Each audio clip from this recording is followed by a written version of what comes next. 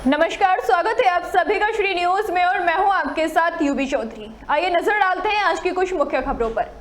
बदायूं के थाना कादर चौक क्षेत्र के एक गांव की रहने वाली कक्षा 5 की छात्रा गुरुवार रात में अपनी बहन के साथ गांव में ही मेला देखने गई थी। उसे टॉयलेट लगी तो वो टॉयलेट करने चली गई। तभी गांव के एक युवक ने उसे दबोच लिया और मुंह में कपड़ा ठूसकर उसे तालाब किनारे ले गया और उसके साथ दुष्कर्म किया।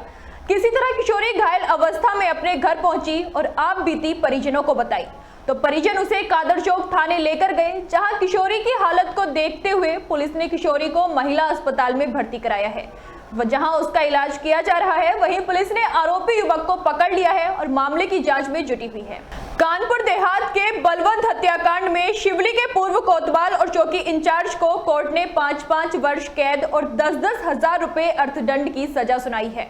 कोर्ट ने साक्ष्यों के अभाव में एसओजी टीम को दोष मुक्त कर दिया है। फिलहाल दोनों अभियुक्त जेल में हैं।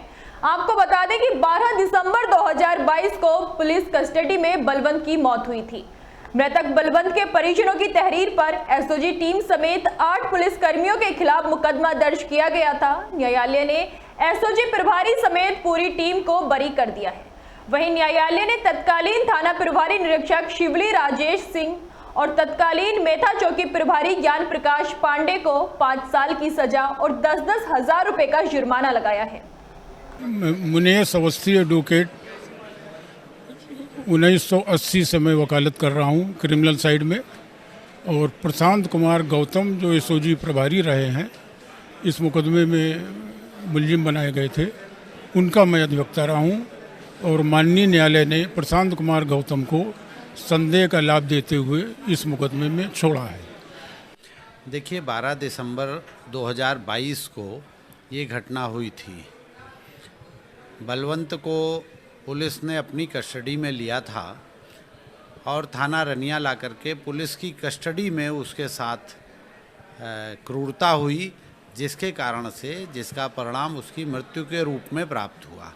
उस मामले का ट्रायल ये था जिसमें तत्कालीन थानाध्यक्ष शिवली राजेश सिंह और तत्कालीन मेथा चौकी इंचार्ज ज्ञान प्रकाश पांडे को न्यायालय ने दोष सिद्ध किया था। उन पर आज 5 वर्ष की कारावास की और 10,000 रुपये फाइन की, दोनों के लिए।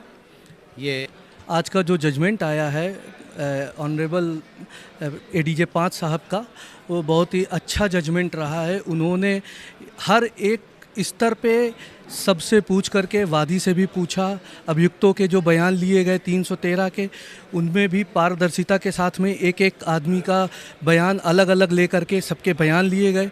सबके बयानों के कंक्लूज़न निकाल करके ये जो है आज ये एक ऐतिहासिक जजमेंट जो है वो आज हम लोगों के सामने आज आया है। और Uttar Pradesh artist and workers forum शाखा बदायूं के तत्वाधान में गांधी ग्राउंड में दीप महोत्सव कार्यक्रम का आयोजन किया गया, जिसमें बॉलीवुड स्टार असरानी पहुंचे और उन्होंने दर्शकों और बदायूं की जनता का आभार व्यक्त करते हुए अपने डायलॉग से दर्शकों का मनोरंजन किया। वहीं गांधी ग्राउंड में उपस्थित दर्शकों ने ताली बजाकर बॉलीवुड स्टार असरानी का अभिनंदन किया। इस मौके पर गांधी ग्राउंड के मैदान में भारी संख्या में भीड़ जुटी। भीड़ को काबू करने के लिए पुलिस प्रशासन को भारी संख्या में पुलिस बल तैनात करना पड़ा। आपको बता दें कि Uttar Pradesh artist and workers forum शाखा के संस्थापक अशोक सक्सेना ने सभी का आभार व्यक्त किया। अजय म्यूजिकल ग्रुप द्वारा संगीत संध्या और म्यूजिकल नाइट के कलाकारों ने अपने कार्यक्रमों की प्रस्तुति दी। वहीं इस मौके पर सदर विधायक महेश चंद्र गुप्ता और भाजपा के जिला अध्यक्ष राजीव कुमार गुप्ता और सीओ सिटी संजीव कुमार मौजूद रहे।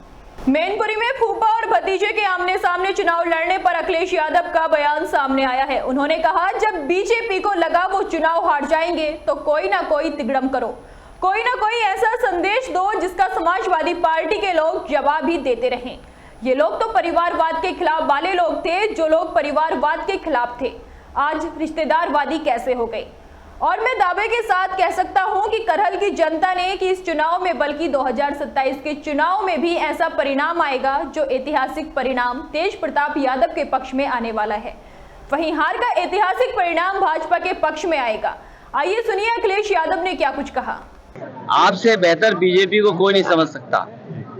हमारे पत्रकार साथियों, जब बीजेपी को लगा कि वो हार जाएंगे तो कोई ना कोई तिकड़म करो, कोई ना कोई तिकड़म करो, कोई ना कोई ऐसा संदेश दो जिसका समाजवादी पार्टी के लोग जवाब ही देते रहे। ये लोग तो परिवारवाद के खिलाफ वाले लोग थे, याद करो आप। जो लोग परिवारवाद के खिलाफ थे आज रिश्तेदारवादी कैसे हो गए, सोचिए आप।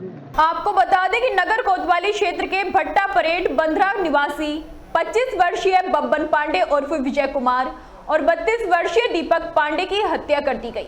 बब्बन पांडे उर्फ विजय की चाकू से गोदकर हत्या करने के बाद उसे मेडिकल कॉलेज के पीछे झाड़ी में लाकर फेंक दिया गया।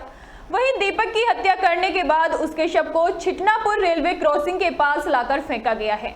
हत्या होने की खबर मिलते ही मौके पर पुलिस अधीक्षक विनीत जायसवाल और नगर कोतवाली मनोज पाठक पहुंचे। डॉग स्क्वाड और फोरेंसिक टीम ने भी घटना स्थल का निरीक्षण किया है। आज दिनांक 25 अक्टूबर को सुबह करीब 7:30 बजे थाना कोतवाली नगर पुलिस को सूचना प्राप्त हुई कि थाना क्षेत्रांतर्गत मेडिकल कॉलेज के पीछे परेड सरकार गांव के बाहर एक व्यक्ति का शव पड़ा हुआ है। मौके पर स्थानीय पुलिस द्वारा पहुंचकर जांच की गई तो शव की शिनाख्त विजय पांडे निवासी गांव परेड सरकार के रूप में हुई। प्रथम दृष्टया देखे जाने पर शव पे चाकू के चोट के निशान थे। शव के पंचायतनामा की कार्रवाई कर पोस्टमार्टम हेतु भेजा गया। मौके पर फील्ड यूनिट और डॉग स्क्वाड को भी बुलाया गया। उच्चाधिकारियों द्वारा भी मौके पर पहुंचकर मुआयना किया गया। 2 बजे जानकारी आपको है? अब जानकारी हमें यही मिली, सुबह हम 6 बजे सोकर उठे तो हमें ये पता लगा कि छिटनापुर में एक डेड बॉडी मिली है, वहाँ कर जाकर देख लीजिए। हम वहाँ गए तो देखे कि हमारे भाई की लाश थी। अच्छा, कै बजे कोई फ़ोन आया था, कैसे घर से निकले? ये हमारे गांव के प्रधान जी के पास एक कोई फ़ोन किया था, उनके द्वारा हमें जानकारी मिली थी। क्या संदेह क्या है आपको? जैसे वो भी आपके रिश्तेदार है जो लड़का यहाँ, वो भी हमारे पटीदारी का भाई भतीजा है हमारा, और हमारे भाई हैं। दोनों को संदिग्ध अवस्था में हत्या कर दी गई है। हमारे भाई के मोबाइल पे 3 बजे के आसपास में फ़ोन आया था, घर पे लेटा हुआ था। उसके फ़ोन आया, उसके बाद में वो घर से गाड़ी लेके निकला और निकलने के बाद में फिर सुबह 6 बजे पता चलता है कि उसकी क्या नाम है मृत्यु हो गई है। संदिग्ध हालत में उसको मारा गया है। और एक हमारे काका जी की जो है उनकी डेड बॉडी छिटनापुर के गुमटी पे मिली है और हमारे भाई की बाइक भी वहीं पे मिली है। अच्छा, जो मारे गए। हाँ, तो क्या बाइक लेके निकले थे अपने बाइक से? हाँ, घर से बाइक लेके निकले हैं। अब आगे क्या हुआ है नहीं, क्या आपको संदेह क्या है? संदेह क्या है कि इसमें क्या नाम है मर्डर किया गया है दोनों लोगों का। और इसमें जो अपराधी हैं उनको मैं प्रशासन से हाथ जोड़ के रिक्वेस्ट करना चाहता हूं कि मैं उनको सख्त सजा दिलाएं और उनको न्याय दिलाएं और इन अपराधियों को सामने लाया जाए। हम लोग भी जाने कि ऐसा कौन सा गुनाह हमारे भाई या हमारे चाचा किए थे जो उनको मौत की घाट उतार दिया।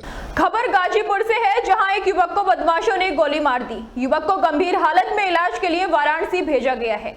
आपको बता दें कि ये मामला सुहेवल थाना क्षेत्र के सरला चट्टी का है। पुरानी रंजिश में युवक को गोली मारना बताया जा रहा है।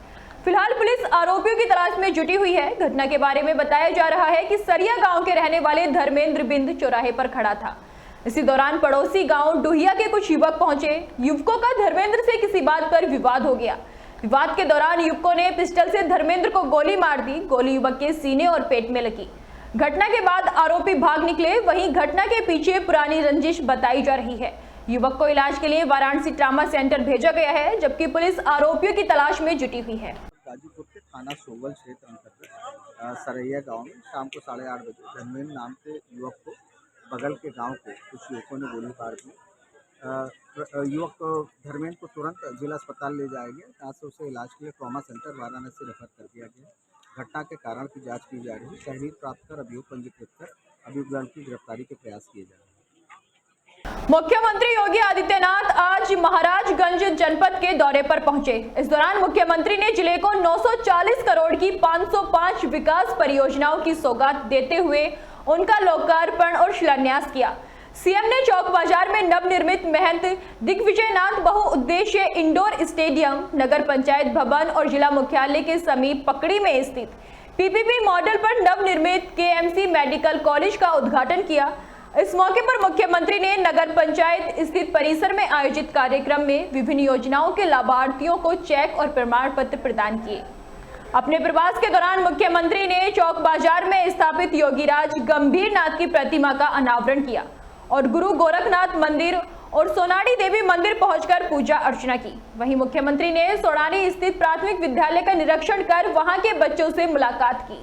देशवासियों को विकास को विरासत के साथ जोड़ने का एक आह्वान करते हुए 2047 में भारत को दुनिया की एक बड़ी शक्ति के रूप में स्थापित करने के लिए आत्मनिर्भर और विकसित भारत की परिकल्पना को साकार करने का आह्वान किया है।